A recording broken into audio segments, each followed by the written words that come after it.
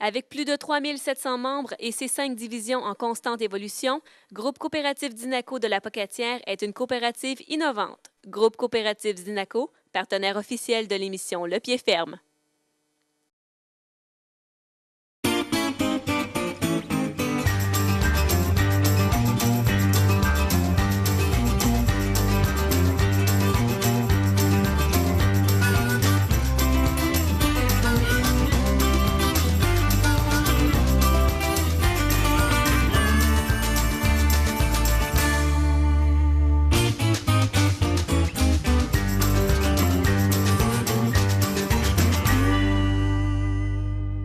Aujourd'hui à l'émission, on démystifie tout ce qui est derrière l'élevage de bovins de boucherie, donc le bœuf qu'on retrouve dans nos assiettes.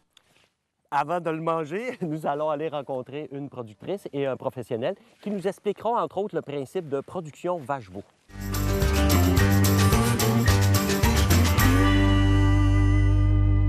Lorsqu'on parle de production bovine, il y a des catégories ou des classes ou des choses que l'on produit de différentes façons. Pouvez-vous nous démystifier un petit peu tout ça? OK. En production bovine, il y a 3 phases de la production bovine. Il y en a une qui s'appelle la phase pré-sevrage, dans laquelle on a des entreprises vache-veau comme on a ici aujourd'hui. Puis la phase vache-veau, bien, les vaches, c'est un troupeau permanent, fait qu'ils ont des vaches puis, à l'année. Puis les veaux restent après les vaches jusqu'à 7-8 mois d'âge environ. Et la deuxième, puis un poids de 600-700 livres. Et la deuxième phase, c'est la phase de semi-finition. De plus en plus, la mode, c'est de la faire et de la pratiquer à même l'entreprise vache-veau. Fait que le producteur vache-veau va garder ses veaux jusqu'à peu près 10 à 12 mois d'âge pour les monter jusqu'à 750, 800, 850 livres environ. Et la dernière phase, qui s'appelle la phase de finition, où c'est là qu'on va obtenir des bouvillons d'abattage. Fait qu'on va les monter là, selon leur charpente autour de 1350, 14, 1450 livres au poids d'abattage. Madame Ouellette, vous êtes productrice, mais on est dans le bovin de boucherie. Pouvez-vous nous expliquer un peu les races que vous avez et qu'est-ce que vous produisez exactement? Bien, moi, j'ai majoritairement un troupeau Angus rouge croisé cimental avec un petit peu de charolais, là. Puis là, bien, c'est ça, je m'enligne pour essayer d'éliminer le charolais, là, étant donné que moi, je vends des femelles là, pour la reproduction là, à d'autres producteurs. OK. Puis la demande est plus vers le Angus ou de Ouais, quoi de Angus semblable? cimental, là, c'est pas mal ça que les gens veulent. Aussi du Hereford, fait que, tu sais, je fais un peu d'insémination là, pour justement entrer cette race-là dans mon troupeau aussi. Vous produisez des veaux d'embauche. Le marché exactement, c'est quoi? En fait, je garde des femelles que je les fais véler à chaque année. Puis, je prends les veaux de ces femelles-là, je les engraisse jusqu'à temps qu'ils pèsent environ 800 livres. Puis, je les vends là, à un encan spécialisé par la suite. OK. Lorsqu'ils sont vendus à l'encan spécialisé, c'est directement destiné aux consommateurs ou il y a encore une étape à Il y a franchir? encore une étape, là, c'est qu'ensuite, là, ça va dans des parcs d'engraissement là, pour les monter là, jusqu'à environ 1400-1500 livres. Là, OK. ouais. Puis, pour le besoin de compréhension, les vaches derrière pèsent à peu près combien de livres? Mes vaches, ça varie entre 1400, 1500, j'en ai même dans 1600 livres aussi. C'est pas mal autour de ça. Le but premier des éleveurs au niveau bovin de boucherie, c'est de produire des veaux. Le résultat, est-ce que c'est préférable pour eux d'avoir un mâle ou une femelle à la naissance? Oh, bonne question. Contrairement au secteur laitier, où eux veulent des femelles pour régénérer puis avoir la génétique et régénérer leur troupeau et avoir des vaches, alors que les petits veaux laitiers s'en vont dans les élevages de veaux lourds, en bovin de boucherie, on veut davantage des mâles. Les mâles vont être plus payants pour le producteur. C'est pour ça qu'on s'attend d'avoir des mâles. Pourquoi ils vont être plus payants? Parce que le mâle va profiter plus rapidement, de 10 à 15 plus vite qu'une femelle. Puis, à chaque étape, à chacune des phases de la production, le mâle va toujours battre en performance de croissance la femelle. C'est pour ça que le producteur vache-veau veut des mâles, parce que les mâles vont être plus lourds lors de la vente, donc plus payants. Puis celui qui va l'acheter va payer plus cher la livre, ce mâle-là, parce que lui aussi va avoir plus de performance de croissance avec un mâle qu'une femelle. OK. Puis pour arriver à avoir le résultat d'un mâle performant, quel genre de femelle on recherche? Bien là, on va rechercher des femelles, de un, qui est elle devra être fertile d'abord pour en faire un à chaque année. Fait qu'elle va allaiter son veau, mais il faut que le producteur pense à la prochaine année. Donc, il faut qu'elle soit fertile et qu'elle revienne en gestation au bon moment. Mais pour ce veau-là, lui, on va vouloir justement des performances de croissance.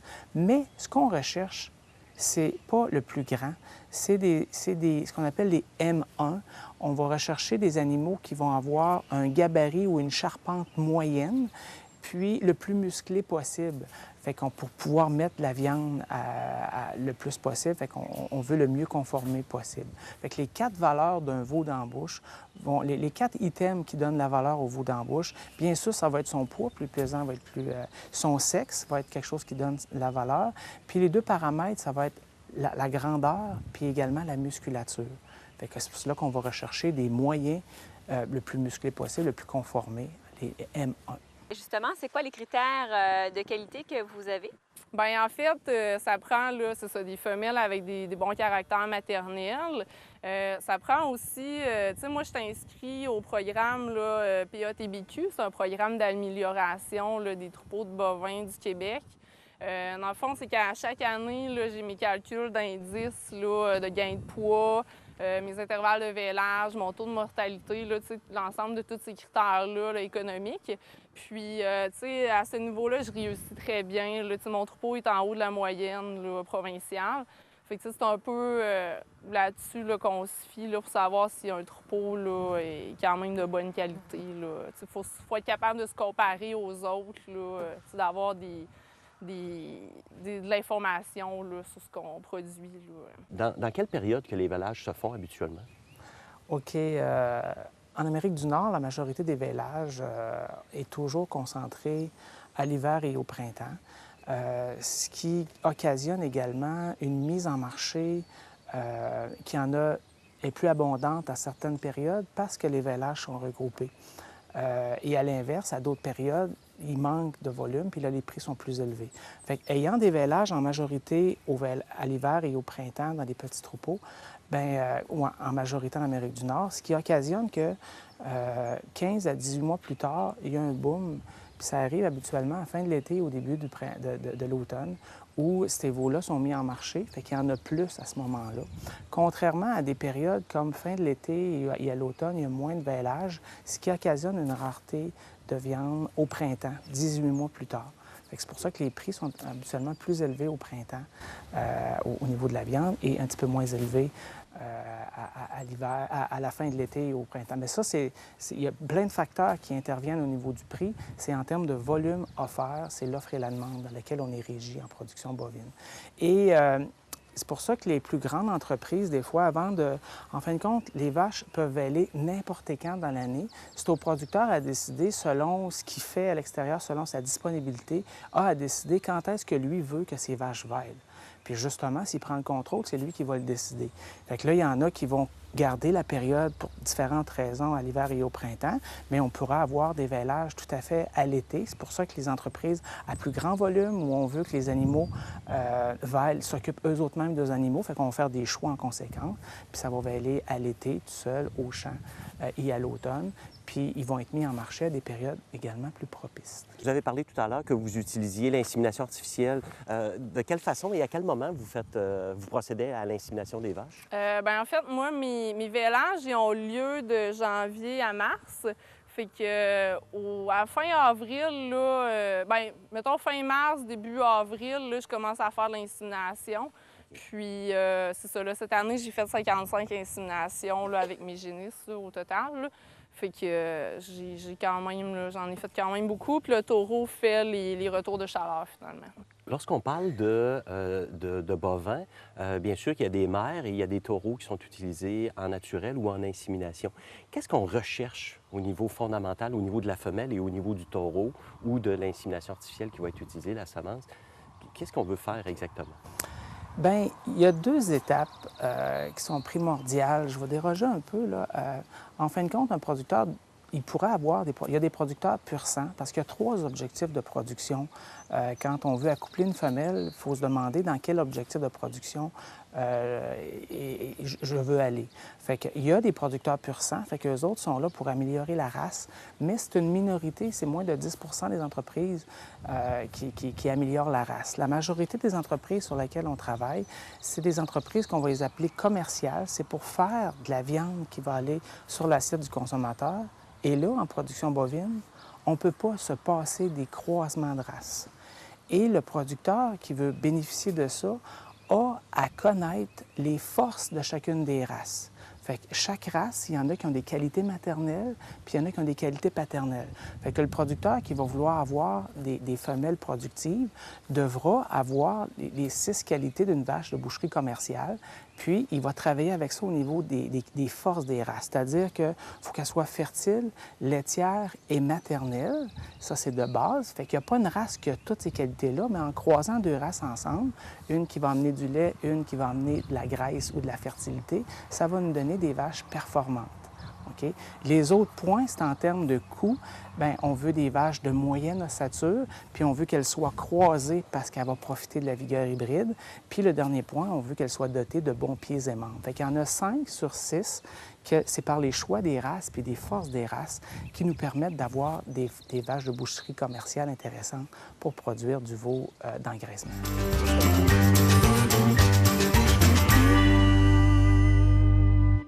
Depuis 1982, la MRC de Kamouraska favorise le développement local et le soutien à l'entrepreneuriat sur son territoire. La MRC de Kamouraska, fier partenaire de l'émission Le Pied Ferme, 88 492 1660.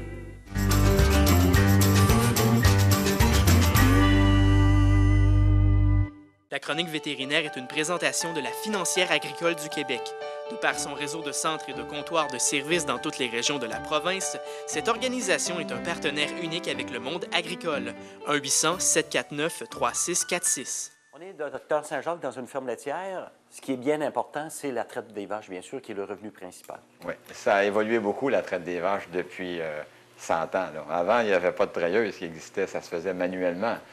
Maintenant, on a développé des treilleuses au départ qui n'étaient pas tout à fait adaptées parfaitement à la vache laitière. Ça pouvait limiter la production, créer des irritations et des mammites plus fréquemment. Okay. Par contre, maintenant, avec les treilleuses comme on les voit ici, là, ces systèmes-là sont relativement efficaces et physiologiquement adaptés à la vache laitière pour rendre la traite efficace et non irritante. Okay. Là, on a ici des treilleuses qui sont déplaçables d'une vache à l'autre parce qu'on a une étable ici où les vaches sont attachées. Donc, on se rend traire les vaches. Okay. Mais dans d'autres systèmes, les vaches sont en stabulation libre. Ils vont à un salon de traite où là, à ce moment-là, les éleveurs traient la vache dans un endroit précis où les vaches entrent. Et maintenant, ce qu'on voit apparaître, c'est des systèmes de traite robotisés où là, c'est la vache qui va se faire traire d'elle-même. Il n'y a plus d'intervenant humain du tout. La trailleuse se place d'elle-même sous la vache et arrête la traite quand la traite est terminée. Ça se fait automatiser complètement. Vous voyez l'évolution en peu de temps, là? Ça a changé beaucoup. Ça a changé beaucoup, effectivement. Vous avez parlé tout à l'heure dans la discussion de problèmes mammites. Définition de la mammite exactement? La mammite, c'est tout simplement une infection par une bactérie qui a pénétré la glande mammaire. Ça peut aller jusqu'à détruire complètement le quartier. Mais la plupart du temps, ça crée une baisse de production laitière, du lait qu'on est obligé de rejeter, de la contamination du réservoir dans certains cas, qui fait que le lait peut être déclassé. Ce qui fait que pour l'éleveur, c'est très important de pouvoir contrôler la mammite parce que c'est une question de revenus et de niveau de production qu'on peut atteindre.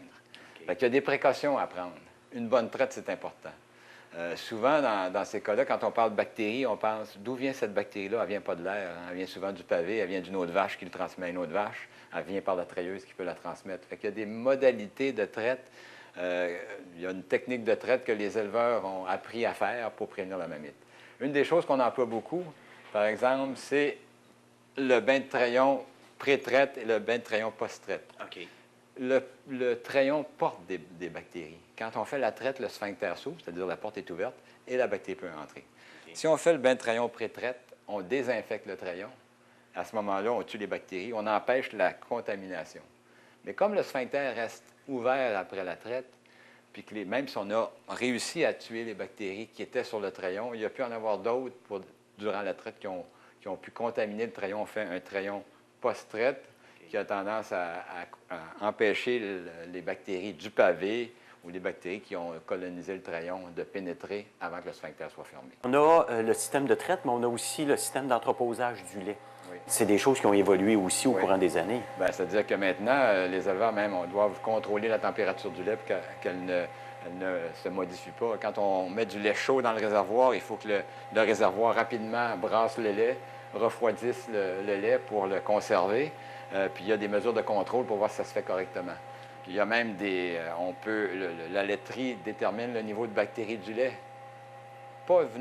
C'est pas des bactéries venant de la mamite, mais plutôt du lavage du système de traite. Okay. C'est que si le lavage se fait mal, si par exemple il y a des portions dans les coudes, dans les bagues, qui reste un petit peu de lait par mauvais lavage, bien, il peut y avoir colonisation par des bactéries, contamination dans le réservoir, puis à ce moment-là, le taux de bactéries augmente, puis rend le lait même non consommable dans certains cas. Okay. Ce qui fait qu'il y a un contrôle aussi au niveau de la qualité du traitement du lait à la ferme.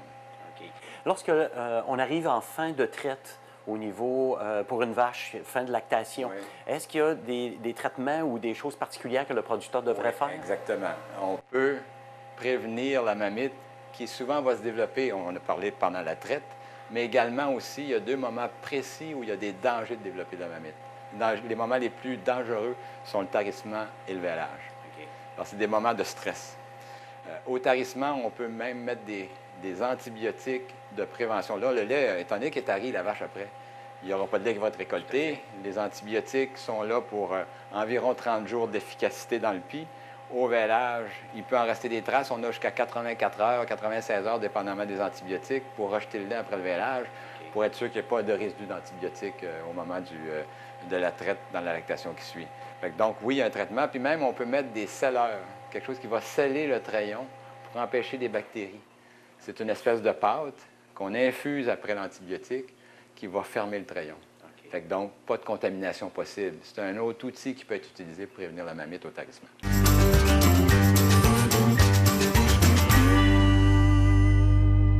Et quand on parle des vêlages, vous avez parlé de la période de janvier à mars.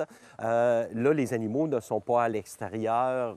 Il y a comme un abri. Comment ça fonctionne au niveau du logement? Moi, dans le fond, j'ai mon étable où il y a mes animaux. Ils rentrent en dedans pour se coucher. Il y a tout le temps de la paille, c'est tout le temps à sec, puis ils mangent à l'extérieur.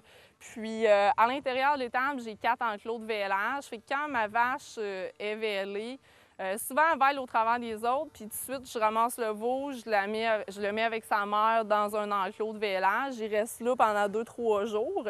Puis après ça, c'est ça, je m'occupe pour qu'il ait vraiment bu son colostrum là, rapidement là, après sa naissance. Puis ensuite de ça, normalement, après 2 jours, il est correct là, pour retourner avec les autres. Vous êtes, les animaux sont au pâturage présentement, mais c'est pas un grand enclos où ils ont libre accès à la grandeur du terrain disponible. Vous procédez de quelle façon exactement? Non, bien ça, c'est qu'en fait, moi, j'ai environ 30 hectares là, en pâturage présentement. C'est divisé en 15 parcelles. Ici, j'ai mis un troupeau de 40 vaches pour cet été avec leur veau. C'est que là, en fait, j'ai des ménages, là, j'échange de parcelles à tous les jours. Là. J'ai fait dans le fond, j'ai des clôtures permanentes, dans le fond d'un côté.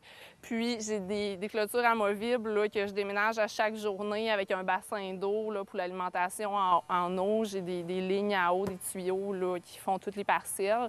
Puis, dans le fond, le pâturage, c'est vraiment une façon là, de rentabiliser l'entreprise là, parce que dans le bovin de boucherie, souvent la marge de profit est quand même assez mince. Puis il faut vraiment là, réussir là, à faire des économies là, un petit peu partout.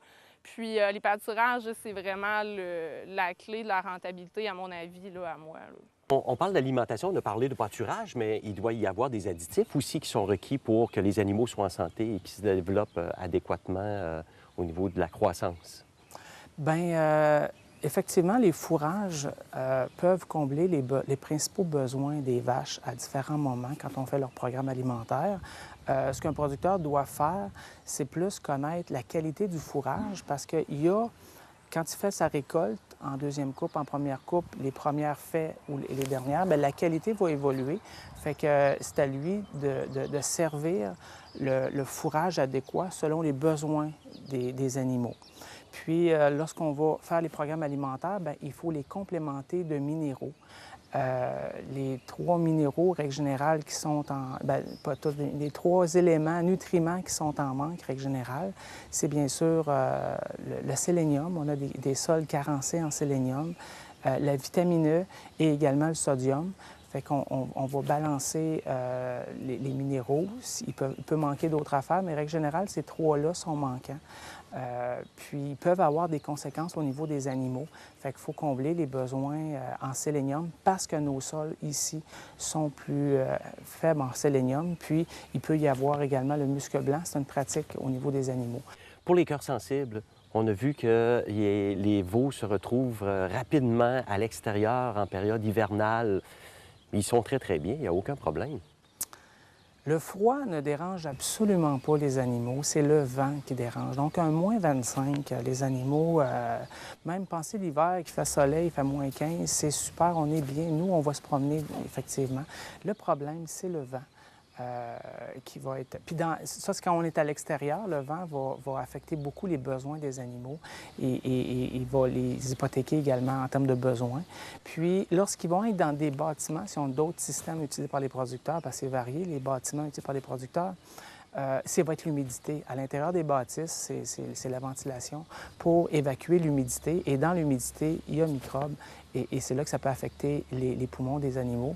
Vous êtes à l'extérieur, il y a une partie qui est boisée, mais il y a aussi des aménagements au niveau de brise-vent. Comment ça fonctionne exactement? En fait, c'est que derrière dans le fond, mon bâtiment, on a fait des brise-vents là, avec des planches ajourées là, afin de couper vraiment le vent parce que l'hiver, puis même le printemps, l'automne, ils vendent souvent beaucoup. Puis ça protège vraiment les animaux là, des intempéries. Là. OK. Au niveau rentabilité, la rentabilité avec un noyau comme vous avez, vous travaillez à l'extérieur, puis c'est commun. Il y a quand même beaucoup de producteurs dans cette production qui travaillent à l'extérieur. Oui, en fait, la production bovine, c'est ça. Pour réussir à en vivre, il faut avoir vraiment un gros troupeau d'animaux, être très performant. Au contexte actuel, on a beaucoup de producteurs qui sont à temps partiel. Un producteur qui voudrait en vivre à temps plein, ça prendrait à peu près quel noyau et dans quelles conditions, selon vous? Pour faire vivre une famille, habituellement, c'est autour de 100 à 115 vaches que ça nous prend. Si on veut comparer au lait, ça nous prend à peu près 3 vaches à bœuf pour équivaloir une vache à lait. Peut-être 3, 4 même. Fait que c'est ça que ça prend pour en vivre. Le troupeau moyen au Québec, puis il n'est pas différent du troupeau au Canada et aux États-Unis, est autour de 45 vaches. Donc, la ferme qu'on a visitée aujourd'hui est tout à fait dans la moyenne en termes de nombre de vaches. Puis, une autre chose qu'on remarque également, c'est que la majorité des producteurs également sont à temps partiel. C'est un à côté, c'est quelque chose. Puis, ils le font par passion, pour compléter. Ils viennent d'une ferme. Fait qu'ils ont ça comme à côté pour le fin de semaine, les soirées également. L'animal qui est produit ici, exemple au Bas-Saint-Laurent, est-ce qu'on aura la chance de le consommer ou bien, à cause des transports pour l'abattage, on le perd de vue? Dans le marché local, oui, mais non, effectivement, vous avez raison, on va complètement le perdre parce que avec la non-présence d'abattoirs, le petit peu qu'on produit ici au Québec va se faire abattre aux États-Unis et en Ontario. Et ce qui va rentrer, c'est pas nécessairement le bœuf qui est produit ici. Fait qu'on a 5 des vaches de boucherie du Canada. Fait que ce qui rentre, c'est pas nécessairement ce qui est produit, malheureusement. Le producteur, lui, doit mettre en marché ses bouvillons aux endroits où c'est possible. Fait que s'il y a un meilleur prix aux États-Unis ou en Ontario, bien, il va aller pour aller chercher pour son entreprise soit plus rentable aussi. Il y a eu la crise de la vache folle au niveau provincial. On en est sorti ou il y a encore des séquelles et il y aura toujours des séquelles? Je pense que le secteur de l'engraissement, étant donné que c'est des plus grosses entreprises, il y en a qui ont fait faillite, a souffert davantage quand tu payes des animaux 1 000 $, tu les engraisses pour les monter à l'abattoir puis tu les vends 300 à 400 $, ce qui était le cas, puis tu n'en as pas 10, tu en as 1 000 ou 5 000, c'est quelque chose qui fait très mal à l'équité d'une entreprise. Fait que depuis plusieurs années, justement, le nombre de bouvillons engraissés au Québec a diminué. On a quand même un noyau intéressant. On est à 150 000 bouvillons engraissés actuellement. Puis actuellement, on a à peu près 200 000 vaches. Mais parlant de vaches folles, il y a eu effectivement... on doit relier la vache folle au cycle du bovin. Et le cycle du bovin, pendant la vache folle, on l'a un peu perdu de vue, mais étant donné qu'on n'abattait plus puis qu'on gardait nos vaches, même celles de réforme, ce qui a occasionné une augmentation d'inventaire en Amérique du Nord, principalement au Canada, où on a souffert davantage que les États-Unis. C'était autrement. Fait que les inventaires ont monté jusqu'en 2005-2006, ce qui fait que quand on dit inventaire élevé, prix bas. Fait que ces inventaires-là ont été le plus élevés en 2005. Puis en 2010, bien, justement, il y a eu décroissance du cheptel de 2005 à 2010. Puis depuis 2010, bien, on stable. Il n'y a pas encore eu d'augmentation, mais les prix ont augmenté depuis 2-3 ans, les prix offerts aux producteurs et les prix sur le marché, parce que c'est le marché mondial qui détermine principalement les États-Unis sur le prix du bœuf au Québec. La vente de bouvillons directement aux consommateurs, est-ce que c'est quelque chose qui est praticable? Est-ce que c'est quelque chose d'envisageable dans votre cas? Bien, c'est sûr que j'en connais qui le font. Moi, c'est pas quelque chose que je suis pas intéressée vraiment à développer ça. Je trouve que c'est beaucoup de temps là, que ça prend pour la mise en marché. J'aime moins ça un peu. Je préfère là, plus aller vers les femelles de reproduction puis vendre les mâles à l'encan directement au marché d'animaux. C'est moins de travail comme ça. Puis à un moment donné, je suis rendue à un stade où il faut vraiment que je choisisse là, dans quoi je veux investir du temps. Puis ça, c'est pas quelque chose qui m'intéresse, ça, pour l'instant. Quand on est producteur de bovins, qu'est-ce qu'on met comme steak sur la table? On met du Angus. Du Angus? Cimental. On met ce que j'ai chez nous. OK. Pourquoi? Bien, regarde, c'est une viande de qualité. Puis je pense, de toute façon, peu importe la race, là, moi, je connais personne qui va distinguer en mangeant un steak, c'est quoi la race. Regarde, moi, je pense que ça goûte toute la même affaire. OK.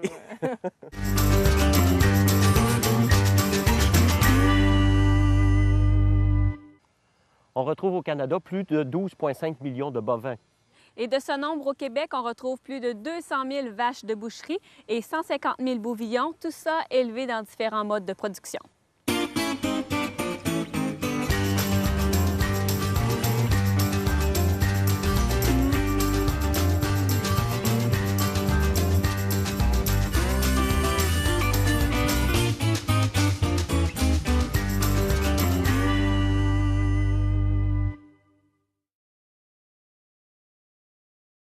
Avec plus de 3 700 membres et ses 5 divisions en constante évolution, Groupe coopératif Dinaco de la Pocatière est une coopérative innovante. Groupe coopératif Dinaco, partenaire officiel de l'émission Le Pied Ferme.